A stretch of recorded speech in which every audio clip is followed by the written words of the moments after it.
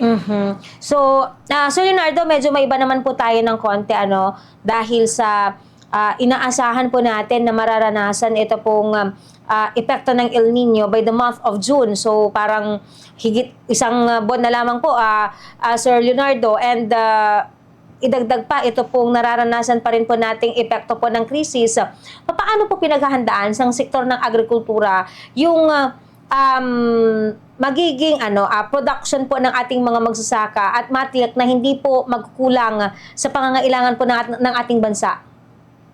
Mahalaga dito po, Bombo Jasmine, yung mariing pag-uugnayan, koordinasyon ng ating mga government agencies, especially Department of Agriculture, National Irrigation Administration, as well as yung ating mga local governments para makapagbigay po ng tamang advice at timely advice sa ating mga magsasaka. Halimbawa, kung base po sa forecast ng Pag-asa ay sa isang lugar ay magkakaroon po ng malaking kakulangan ng tubig because of El Nino or tagtuyot, dapat maaga pa lang inabisuhan ng ating mga magsasaka na wag na munang magtanim ng palay. Di ba? Magtanim siguro ng ibang mga pananim na hindi masyadong nangangailangan po ng tubig. Di ba? Mga root crops, kamote, o kaya mga gulay. Pwede pa sigurong mais. At tulungan po sila ng ating gobyerno na kung kakailangan po nila ng mga buto o mga planting materials, sana naka-preposition na po yan. Para agad-agad meron pong alternative crop na itatanim po yung ating mga magsasaka.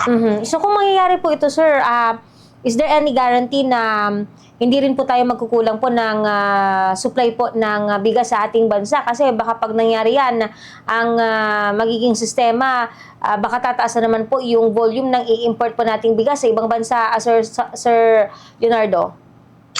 Actually, Bombo Justin, gumawa na kami ng sarili naming assessment, no? At ginamit namin yung datos mula sa Philippine Statistics Authority as well as ang mismo ang Department of Agriculture.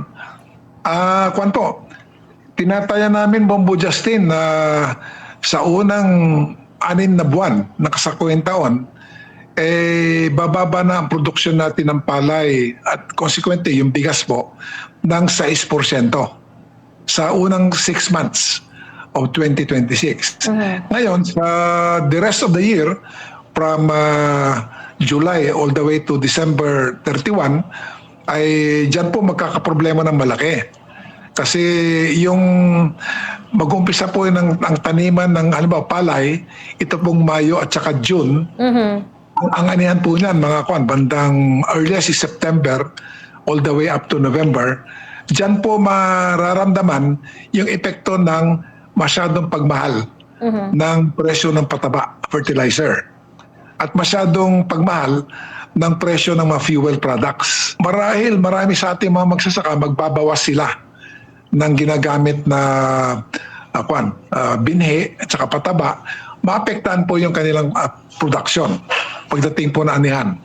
And then pagka i-consider pa natin yung impact ng El Nino, lalo na kung matindi po yan, siyempre kukulangin ng tubig yung maraming halaman at there will be another effect, masamang epekto po sa ating production. So, kung 6% po ang tansya namin na mawawala sa production po ng, in our example, palay from January to June, no?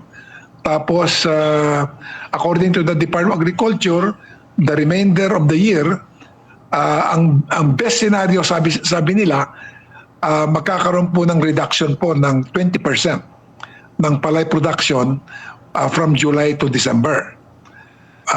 That is with risk kung ang El Nino po tatama, will be a moderate El Nino, hindi masyadong malakas. Pero kung malakas, super El Nino ang tawag nila, ang tatama sa atin, ang estimate ng DA na worst case scenario, 50% ng ating inaasahan po na ani ng palay mawawala.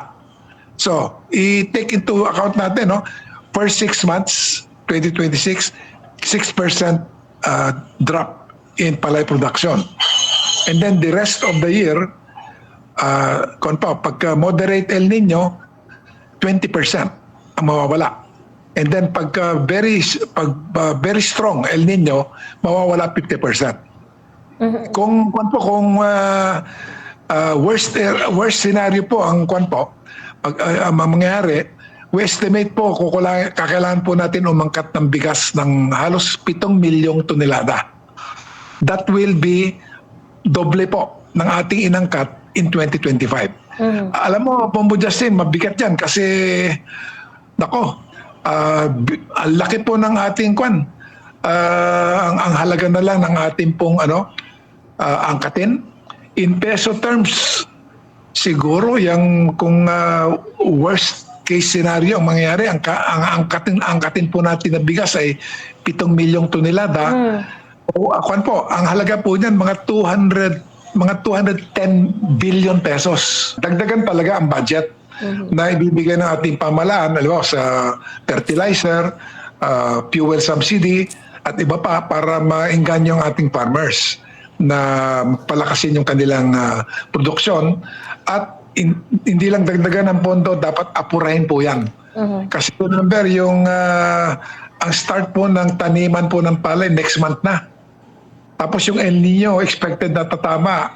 Kung hindi pa po tumama ngayon, ay June, as early as June, tatama na po yung El Nino. So we have only a window of 1 to 2 months para makapagbigay na po ang ating gobyerno ng kaukulang tulong sa ating mga farmers.